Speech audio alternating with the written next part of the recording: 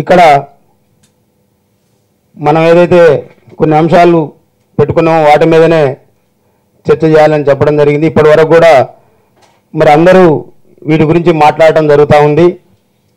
ఇప్పుడే నేను వేరే మాట్లాడదాం అనుకున్నా, సత్యవనం మాట్లాడినాక నా టాపిక్ డైవర్ట్ అవుతూ ఉంది. ఏదైతే కాంగ్రెస్ పార్టీ మన మంత్రివర్యులు మరి మన బీసీ కుటుంబ సభ్యులు పొన్నం ప్రభాకర్ గారు పిలిచి మరి మీరు దీని మీద ఏదైతే సజెషన్ ఇవ్వాలనుకుంటారో అన్నగారు ఆధ్వర్యంలో ఏమని అంటారు. కాబట్టి మన అందరి లక్ష్యం కూడా మరి నిజంగా పెద్దలు ఇంతకుముందు చాలామంది మాట్లాడారు, దఫాల వారీగా బీసీలను మోసం చేస్తూ వాళ్ళు రాజకీయ అధికారాన్ని అందుకుంటూ మరి పబ్బం గడుపుతున్నటువంటి పరిస్థితి కనపడతా ఉంది. మరి 75 ఏళ్ళు దాటిపోయింది. మనం ఇవాళ భారతదేశానికి స్వాతంత్రం వచ్చి మరి రాష్ట్ర జనాభాలో సగానికి పైనే మొదటి నుంచి కూడా ఉంటా ఉన్నాం.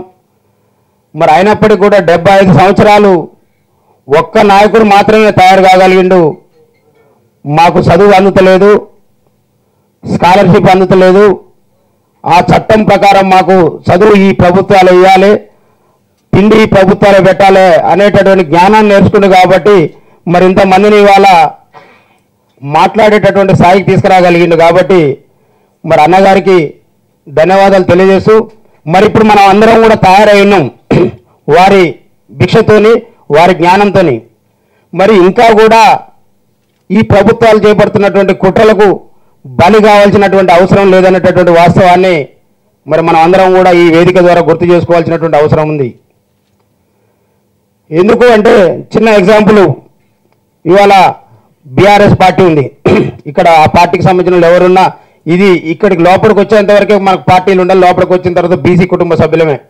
అట్లా ఎవరైనా ఫీల్ అవుతా అంటే నాకు పెద్ద ఇబ్బంది కూడా ఏం లేదు, అన్నగారికి అయితే అది కూడా ఉండదు అనుకుంటా. మనందరం మన జాతి బిడ్డలు ప్రాణత్యాగాలు చేస్తే వచ్చిన తెలంగాణ రాష్ట్రం.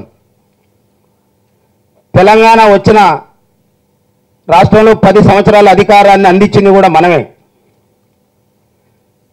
కనీసం తెలంగాణ కోసం బలిదానం అయినటువంటి కుటుంబాన్ని కూడా ఆదుకున్నటువంటి చరిత్ర లేని ఈ బీఆర్ఎస్ పార్టీ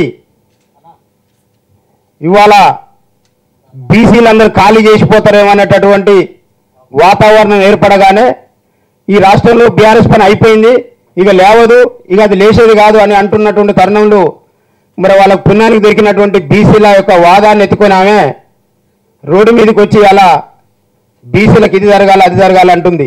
ఇది కుట్రనా కాదా మరి మనం పసిగట్టాల్సినటువంటి అవసరం ఉంది, అంతే కదా.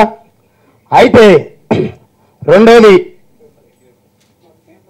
బీజేపీ పార్టీలు ఈ రాష్ట్రంలో బీసీలకు దైవంగా భావించేటటువంటి నాయకుడు మరి బీసీలు ఒప్పుకున్నా ఒప్పుకోకపోయినా ఇవాళ నేను తెల్లబట్టలు వేసుకొని ఇక్కడ నిలబడ్డా అంటే దానికి ఆర్ కృష్ణ కారణం. ఇక్కడ ఉన్నటువంటి అందరూ చెప్పుకునేటటువంటిది అదే. అలాంటి సెంటిమెంట్ నాయకుని తీసుకొని వచ్చి ఇలా రాజ్యసభ ఇచ్చారు, సంతోషించాలి. మన జాతి బిడ్డకు మన అందరికీ సంబంధించినటువంటి వ్యక్తిని ఒక ఉన్నతమైనటువంటి రాజ్యసభ ఇచ్చి గౌరవిస్తారు. కాబట్టి దాని ముసుగులో ఏం జరుగుతుందో ఆలోచన చేయాలి.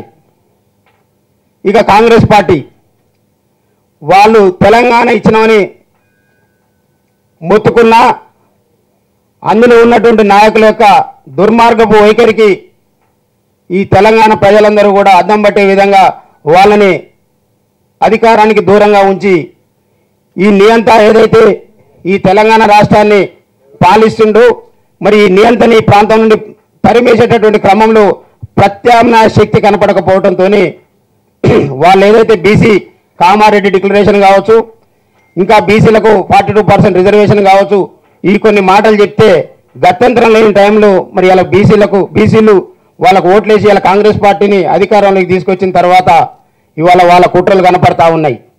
నిజంగా వాళ్ళలో ఏ మాత్రం జ్ఞానం ఉన్నా జనాభా ఓటర్ లిస్టు వాళ్ళ వెబ్సైట్లోనే ఉంటుంది, వాళ్ళు వేసినటువంటి లెక్కలు వాళ్ళ ముందే ఉంటాయి. కనీసం అంటే బీసీలు అంటే అంత అవగాహన లేకుండా గుడ్డిగా నమ్ముతారు.